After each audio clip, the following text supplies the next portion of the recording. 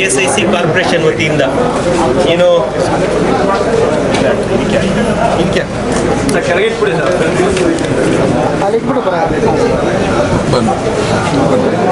ಇವತ್ತು ESIC corporation ವತಿಯಿಂದ 100 ಹಾಸಿಗೆಗಳ ESI ಆಸ್ಪತ್ರೆ ಉದ್ಘಾಟನೆ ಆಗಿದೆ.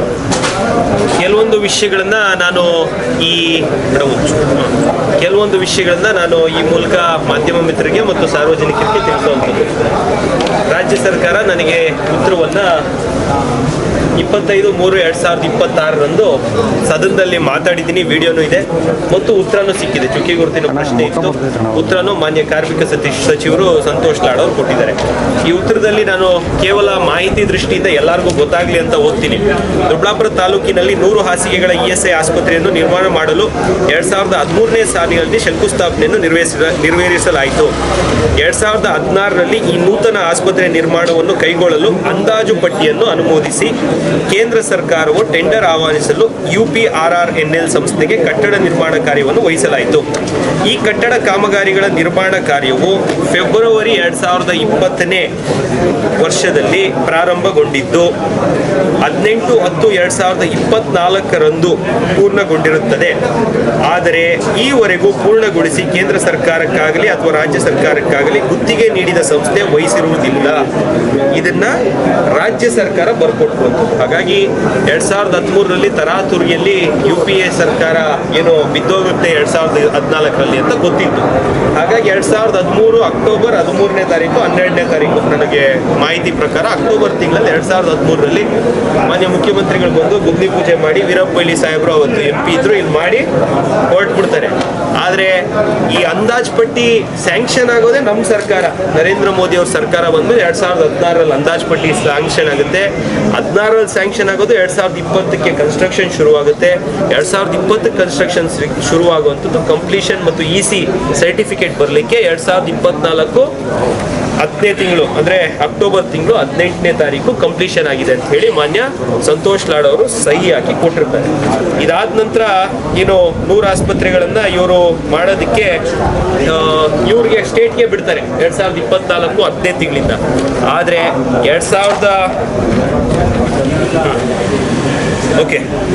ವಿಮಾದಾರರ ಆರೋಗ್ಯ ವೈದ್ಯಕೀಯ ಹಿತದೃಷ್ಟಿಯಿಂದ ದೊಡ್ಡಬಳ್ಳಾಪುರದಲ್ಲಿನ 100 ಹಾಸಿಗೆಗಳ ಸಾಮರ್ಥ್ಯವುಳ್ಳ ESI ಆಸ್ಪತ್ರೆಯನ್ನು ಅಗತ್ಯ ಮೂಲ ಸೌಕರ್ಯಗಳೊಂದಿಗೆ ಎಂಪ್ಲಾಯಿ ಸ್ಟೇಟ್ ಇನ್ಶೂರೆನ್ಸ್ ಕಾರ್ಪೊರೇಷನ್ ಅಂದ್ರೆ ESIC, ಸ್ಟೇಟ್ ಇನ್ಶೂರೆನ್ಸ್ ಇರೋದು ESIS ಅಂತ ಸ್ಟೇಟ್ ಇರುತ್ತೆ, C ಅಂದ್ರೆ ಕಾರ್ಪೊರೇಷನ್ ಮುಖಾಂತರ ಕಾರ್ಯಾಚರಣೆಯನ್ನು ಕೈಗೊಳ್ಳಲು ರಾಜ್ಯ ಸರ್ಕಾರದ ಪತ್ರ ಸಂಖ್ಯೆ LD 293 LSI 2024 P1 ದಿನಾಂಕ 9/3/2026ರಲ್ಲಿ ಸಹಮತಿ ನೀಡಲಾಗಿದೆ.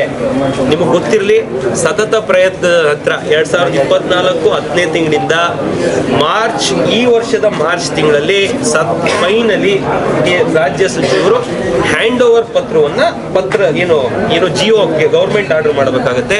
ಗೌರ್ಮೆಂಟ್ ಆರ್ಡರ್ ಮುಖಾಂತರ ಸೆಂಟ್ರಲ್ ಗೌರ್ಮೆಂಟಿಗೆ ಹ್ಯಾಂಡ್ ಓವರ್ ಮಾಡುತ್ತೆ. ಮಾರ್ಚಲ್ಲಿ ಹ್ಯಾಂಡ್ ಓವರ್ ಆಗಿರುವಂಥದ್ದು ಮೇ 3ನೇ ತಾರೀಕು ಉದ್ಘಾಟನೆ ಮಾಡಿದೆ. ಕೇವಲ 45ರಿಂದ 50 ದಿನದೊಳಗಡೆ ಈ ಆಸ್ಪತ್ರೆ ಏನು ಉದ್ಘಾಟನೆಯನ್ನ ಕೇಂದ್ರ ಸರ್ಕಾರ ಇಷ್ಟು ತುರ್ತಾಗಿ ನಮ್ಮ ಮಾನ್ಯ ಸಚಿವೆ ಆಗಿರುವಂತ ಮಾನ್ಯ ಶೋಭಾ ಕರಂದ್ಲಾಜೆ ಮೇಡಮ್ ಅವರು, ನನಗಂತೂ 2024 ಚುನಾವಣೆ ಆದ್ಮೇಲೆ ಖುಷಿ ಆಯ್ತು. ಅವ್ರು ನಮ್ಮ ಸಚಿವರು, ಯಾಕಂದ್ರೆ 2 ಇಲಾಖೆಯಲ್ಲಿ ಅವ್ರು ನಮ್ಮ ಸಚಿವರು ಬರ್ತಾರೆ. ಮೈಕ್ರೋ ಸ್ಮಾಲ್ ಅಂಡ್ ಮೀಡಿಯಂ ಇಂಡಸ್ಟ್ರಿಯಲ್ಲಿ ನಮ್ಮ ಎಲ್ಲ ನೇಕಾರರು ಏನಿದ್ದಾರೆ, ನೇಕಾರರಿಗೂ ಸಹ ಅವರೇ ಮೈಕ್ರೋ ಇಂಡಸ್ಟ್ರಿಯಲ್ಲಿ ಬರುವಂಥದ್ದು. ಅದ್ರ ಜೊತೆಗೆ ಲೇಬರ್ ಮಿನಿಸ್ಟರ್ ಬರ್ತಾರೆ. ಹಾಗಾಗಿ 2 ಇಲಾಖೆ ಅವ್ರಿಗೆ ಇದ್ದಿದ್ರಿಂದ ಇಲ್ಲಿ ನಾವು ಅವ್ರನ್ನ ರಿಕ್ವೆಸ್ಟ್ ಮಾಡಿದ್ದೀವಿ. ಇದ್ರ ಜೊತೆಗೆ ನಾವು ಒಂದು ಪ್ಲಾನ್ ಮಾಡ್ಕೊಂಡಿದ್ವಿ, ಸ್ಟೇಟ್ ಏನಾದರೂ ನಡೆಸಿದ್ರೆ ಇಲ್ಲೇ ನರ್ಸಿಂಗ್ ಮತ್ತೆ ಪ್ಯಾರಾಮೆಡಿಕಲ್ ಕಾಲೇಜ್ ಅಪ್ರೂವಲ್ ತಗೊಂಡ್ಬಿಟ್ಟಿದ್ವಿ ಹಿಂದೆ ಬಿಲ್ಡಿಂಗ್ ಅಲ್ಲಿ. ಅದನ್ನ ಕೇಂದ್ರ ಸರ್ಕಾರನೇ ನರ್ಸಿಂಗ್ ಪ್ಯಾರಾಮೆಡಿಕಲ್ ಮಾಡಬೇಕು ಅಂತ ಸಹ ಇವತ್ತು ಪತ್ರವನ್ನು ಕೊಟ್ಟಿದ್ದೀನಿ. ಮನ್ಸುಖ್ ಮಾಂಡವ್ಯ ಅವರು ಯೂತ್ ಮಿನಿಸ್ಟರ್ ಇರೋದ್ರಿಂದ ನಮ್ಮ ಇದೇ KIDB ಆದಿನಾರಾಯಣ ಹೊಸಳ್ಳಿ ಇಂಡಸ್ಟ್ರಿಯಲ್ ಏರಿಯಲ್ಲಿ 20 ಎಕರೆ 24 ಗುಂಟೆ ನಮಗೆ ರಾಜ್ಯ ಸರ್ಕಾರದ ವತಿಯಿಂದ, ಯಾಕಂದ್ರೆ ನಮ್ದು 9 ಎಕರೆ 34 ಗುಂಟೆ ಜಾಗ ಇದ್ದದನ್ನ ಅವರು KIDBಗೆ ಅಕ್ವೈರ್ ಮಾಡ್ಕೊಂಡು KDB ಇಂಡಸ್ಟ್ರಿಯಲ್ ಲ್ಯಾಂಡ್ 20 ಎಕರೆ 24 ಗುಂಟೆ ನಾವು ಅದನ್ನ ಮಾಡಿಸಿದ್ವಿ. ಶಿವಶಂಕರ್ ಅವರಿದ್ರು ನಮ್ಮ DC ಅವ್ರು ಅಲ್ಲಿ ಮುಂಚೆ KDB ಬೋರ್ಡ್ CEO ಆಗಿದ್ರಿಂದ ಅವ್ರ ಕಡೆಯಿಂದ ಮಾಡಿಸಿದ್ವಿ. ಆ ಜಾಗಕ್ಕೆ national sports development fund NSDF ವತಿಯಿಂದ ನಾವು ಇವತ್ತು 200 ಕೋಟಿ ಅನುದಾನವನ್ನು ಕೇಳಿದ್ದೀವಿ. ರಾಜ್ಯ ಸರ್ಕಾರ ಹೋದ ಬಜೆಟ್ ಅಲ್ಲಿ 9 ಕೋಟಿ ಕೊಟ್ಟಿದೆ. ಅದೇ ಇದುವರೆಗೂ ಆ ಮೊತ್ತವನ್ನು ನೀಡಿದೆ. ಏನಂದ್ರೆ ಅದ್ರ ಡೆವಲಪ್ಮೆಂಟ್ಗೆ 9 ಕೋಟಿ ಸ್ಯಾಂಕ್ಷನ್ ಅಂತೂ ಹೋದ ವರ್ಷ ಆಯಿತು. ಆ ಅಮೌಂಟ್ ಇನ್ನೇನು ಬರಬೇಕು, ಪೂಜೆ ಮಾಡಬೇಕು, ಅದಕ್ಕೂ ಪೆಂಡಿಂಗ್ ಇದೀವಿ. ಮತ್ತು ಭಗತ್ ಸಿಂಗ್ ಸ್ಟೇಡಿಯಂ ಅನ್ನ ಇಂಡೋರ್ ಸ್ಟೇಡಿಯಂ ಡೆವಲಪ್ ಮಾಡಲಿಕ್ಕೆ ಮಾನ್ಯ ಮಂತ್ರಿಗಳನ್ನ ಕೇಳಿದೀವಿ. ನಮ್ಮ ಸಂಸದರು ಸತತ ಪ್ರಯತ್ನದಲ್ಲಿ ಅಲ್ಲಿ ನ್ಯಾಷನಲ್ ಕಾರ್ಯದರ್ಶಿಗಳನ್ನು ಮಾತಾಡಿದ್ರು. ಇಲ್ಲಿ ಲೇಬರ್ ಡಿಪಾರ್ಟ್ಮೆಂಟ್ ಸಂತೋಷ್ ಲಾಡ್ ಸಾಹೇಬ್ರು ಕೇವಲ ಕೇಂದ್ರ ಸರ್ಕಾರದನ್ನು ಮಾತಾಡೋದನ್ನು ಬಿಟ್ಟು ರಾಜ್ಯ ಸರ್ಕಾರದ ವತಿಯಿಂದ ಇದು ಮಾಡಿದ್ರೆ ಚೆನ್ನಾಗಿರೋದು. ಆದರೆ ಅವ್ರ ಉತ್ತರದಲ್ಲೇ ನಿಮ್ಮೆಲ್ಲರಿಗೂ ಈ ಉತ್ತರವನ್ನ ಸಹ ಕೊಡ್ತೀನಿ. ರಾಜ್ಯದಲ್ಲಿ ನಮ್ಮ ಕೈಯಲ್ಲಿ ಆಗಲ್ಲ ಅಂತ ಹೇಳಿ ಪತ್ರ ಕೊಟ್ಟು ಕೇಂದ್ರ ಇವತ್ತು ಮಾಡಿದೆ. ಕೇಂದ್ರ ಕೇವಲ 45ರಿಂದ 50 ದಿನದಲ್ಲಿ ಇದನ್ನ ಉದ್ಘಾಟನೆಗೆ ತಯಾರು ಮಾಡ್ಕೊಂಡು ಉದ್ಘಾಟನೆ ಮಾಡಿರೋದಕ್ಕೆ ನಾನು ಕೇಂದ್ರ ಸಚಿವರಾಗಿರುವಂತಹ ಮನ್ಸುಖ್ ಮಾಂಡವಿಯಾ ಅವರಿಗೆ ಹಾಗೂ ನಮ್ಮ ಕುಮಾರಿ ಶೋಭಾ ಕರಂದ್ಲಾಜೆ ಮೇಡಮ್ ಅವರಿಗೆ ನನ್ನ ಹೃತ್ಪೂರ್ವಕ ಧನ್ಯವಾದಗಳನ್ನು ಸಲ್ಲಿಸ್ತೀನಿ. ಪ್ರಾರಂಭದಲ್ಲಿ ಕ್ರೆಡಿಟ್ ವಾರ್ ಕೂಡ ಇತ್ತು. ESI ಹಾಸ್ಪಿಟಲ್ ವಿಚಾರವಾಗಿ ಕೇಂದ್ರ ಸರ್ಕಾರದ ದುಡ್ಡು, ಜಾಗಕ್ಕೂ ಕೇಂದ್ರ ಸರ್ಕಾರ ದುಡ್ಡು ಕೊಟ್ಟಿರುವಂಥದ್ದು, ಕನ್ಸ್ಟ್ರಕ್ಷನ್ಗೂ ಕೇಂದ್ರ ಸರ್ಕಾರ ದುಡ್ಡು ಕೊಟ್ಟಿರುವಂಥದ್ದು, ನಿರ್ವಹಣೆ ಕೇಂದ್ರ ಸರ್ಕಾರದ ಕೈಲಿ ಮಾಡ್ತಾ ಇದ್ದೀವಿ. ಯಾವುದೇ ಕ್ರೆಡಿಟ್ ವಾರಿನ ಸಂಬಂಧ ಇದರಲ್ಲಿಲ್ಲ. ರಾಜ್ಯ ಸರ್ಕಾರದ ನಂದು ಪಾತ್ರ ಇರಲ್ಲ. ನಂದು ಪಾತ್ರ ಏನು, ರಾಜ್ಯ ಸರ್ಕಾರದಿಂದ ಬಿಟ್ಟು ಕೊಡಿಸಿ ಕೇಂದ್ರಕ್ಕೆ ಕೊಡುವಂಥದ್ದು, ಇಷ್ಟೇ ಪಾತ್ರ ವಹಿಸಿರುವಂಥದ್ದು. ಇದು ಬಿಟ್ಟರೆ ಯಾರು ಇಲ್ಲಿ ಏನು ಮಾಡೋಕ್ಕಾಗಲ್ಲ.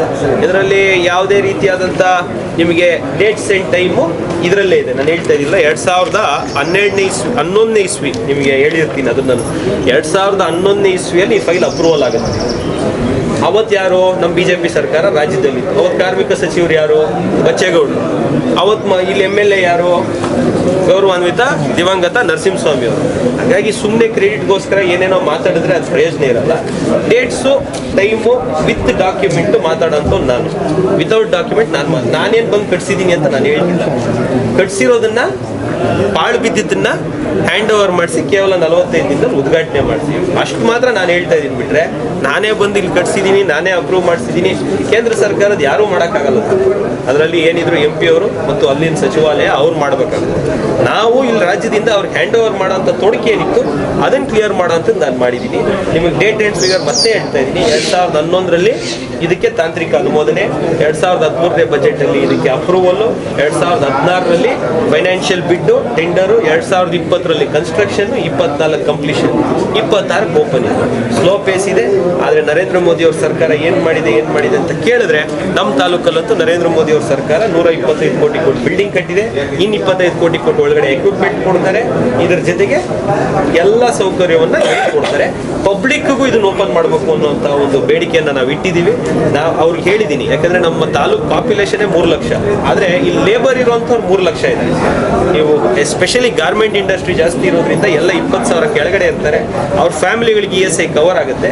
ಹಾಗಾಗಿ ಅವರು ಇಲ್ಲಿ ನರ್ಸಿಂಗ್ ಆ್ಯಂಡ್ ಪ್ಯಾರಾಮೆಡಿಕಲ್ ಕಾಲೇಜು ಕೊಡ್ತೀನಿ, ಶೋಭಾ ಮೇಡಮ್ ಹೇಳಿದ್ರೆ ಕೊಡ್ತೀನಿ ಅಂತ on a very lighter note ಹೇಳ್ತೋಗಿದ್ರು. ರಾಜ್ಯ ಖಾತೆ ಸಚಿವರು ನಿಮ್ಮ ಶೋಭಾ ಮೇಡಮ್ ಎಸ್ ಅಂದರೆ ಮುಗೀತು ಅಂತ. ಹಾಗಾಗಿ ಶೋಭಾ ಮೇಡಮ್ನ ಫಾಲೋ ಅಪ್ ಮಾಡಿ ಅದನ್ನು ಮಾಡ್ತೀನಿ. Thank you. ಶೃಂಗೇರಿ ವೋಟ್ ಚೋರಿ ವಿಚಾರವಾಗಿ ರಾಹುಲ್ ಗಾಂಧಿ ಇಡೀ ದೇಶದ ಸೆಟ್ ಮಾಡಿದ್ರು. ಈಗ ಅದೇ ಕ್ಷೇತ್ರದಲ್ಲಿ ಈಗ ಆಗಲೇ ಅಧಿವೇಶನದಲ್ಲಿ ನಾನೇನು ಮಾತಾಡಕ್ಕೆ ಹೋಗ್ಲಿಲ್ಲ. ಯಾಕಂದ್ರೆ ಎಲ್ಲದಕ್ಕೂ ನಿಂತ್ಕೊಂಡು ಮಾತಾಡ್ತಾರೆ ಅಂತ. ಸರ್, ಇವತ್ತು ಬಟನ್ ಇಟ್ಕೊಂಡು ZPDP ಎಲೆಕ್ಷನ್ ಅಲ್ಲಿ ನಾವೇನಾದ್ರೂ ಬಟನ್ ಒತ್ತಿದ್ರೆ, GBL ಬಟನ್ ಒತ್ತಿದ್ರೆ 1% ವೋಟು ವೇಸ್ಟ್ ಆಗ್ತದೆ. ಸಂವಿಧಾನ ಬಾಬಾ ಸಾಹೇಬರು ನಮ್ಗೆ ಕೊಟ್ಟಿರುವಂತ ವೋಟಿಂಗ್ ರೈಟ್ಸ್ ಇದು. ಮತದಾನದ ಹಕ್ಕನ್ನು ಕೊಟ್ಟಿದ್ದು ಬಾಬಾ ಸಾಹೇಬರು. ಹೆಣ್ಮಕ್ಳಿಗೆ ವೋಟಿಂಗೇ ಇರಲಿಲ್ಲ. ಬಾಬಾ ಸಾಹೇಬರು ಬಂದ್ಮೇಲೆ ಮತದಾರರಿಗೆ ಹೆಣ್ಮಕ್ಳಿಗೆ ವೋಟಿಂಗ್ ಈಕ್ವಲ್ ರೈಟ್ಸ್ ಸಿಕ್ತು. ಈ ಈಕ್ವಲ್ ರೈಟ್ಸ್ ಕೊಟ್ಟಿರೋದನ್ನ ಬ್ಯಾಲೆಟ್ ಪೇಪರ್ ಆದ್ರೆ ಒಂದು ಗ್ರಾಮ ಪಂಚಾಯತಿಲಿ ಎಷ್ಟು ವೋಟ್ ಸುಟ್ಟೋಗುತ್ತೆ ಅಂತ ನಮ್ಗೆ ಗೊತ್ತಿದೆ. ಅಸಿಂಧು ಆಗುತ್ತೆ ಅಂತ ನಮ್ಗೆ ಗೊತ್ತಿದೆ. ನಾನು ಗ್ರಾಜುಯೇಟ್ ಎಲೆಕ್ಷನ್ ಮಾಡಿದೆ, MLC ಎಲೆಕ್ಷನ್. ಅದರಲ್ಲಿ 20% ವೋಟ್, 25% ವೋಟು ಅಸಿಂಧು. ಟೀಚರ್ ಎಲೆಕ್ಷನ್ ಮಾಡಿದ್ವಿ. ಟೀಚರ್ ಎಲೆಕ್ಷನ್ ಅಲ್ಲಿ ಆಲ್ಮೋಸ್ಟ್ 30% ವೋಟ್ ಅಸಿಂಧು. ಇವತ್ತು ಭಾರತೀಯ ಜನತಾ ಪಾರ್ಟಿ ಆಧುನಿಕ ತಂತ್ರಜ್ಞಾನದಲ್ಲಿ EVM ಅನ್ನ ತಂದಿದ್ದು ಫಸ್ಟ್ ಆಫ್ ಆಲ್ ಕಾಂಗ್ರೆಸ್ ಅವರು. ಅದನ್ನ ಮುಂದುವರಿಸಿಕೊಂಡು ಹೋಗ್ತಿದೆ. ಇವಾಗ ರಾಜ್ಯ ಕಾಂಗ್ರೆಸ್ ಸರ್ಕಾರ ಮತ್ತೆ ಬ್ಯಾಲೆಟ್ ಹೋಗೋದಕ್ಕೆ ಕಾರಣನೇ ಶೃಂಗೇರಿ, ಜಯನಗರ, ಇಲ್ಲೆಲ್ಲ ಅವ್ರು ಏನ್ ಮಾಡ್ಕೊಂಡ್ ಬಂದಿದ್ರಲ್ಲ ಅದೇ ಕಾರಣ ಇರೋದು. EVM ಅಲ್ಲಿ ಯಾವುದೇ ರೀತಿಯಾದಂತ ಸಮಸ್ಯೆ ನಿಮ್ಗೆ ಗೊತ್ತಿರಲಿ. ಮಾಲೂರು ನಂಜೇಗೌಡರಿಗೂ EVM ಅಲ್ಲಿ 1 ವೋಟು ಸಮಸ್ಯೆ ಬರಲಿಲ್ಲ. ಜಯನಗರ CK ರಾಮಮೂರ್ತಿಗೂ EVM ಅಲ್ಲಿ 1 ವೋಟ್ ಸಮಸ್ಯೆ ಬರಲಿಲ್ಲ.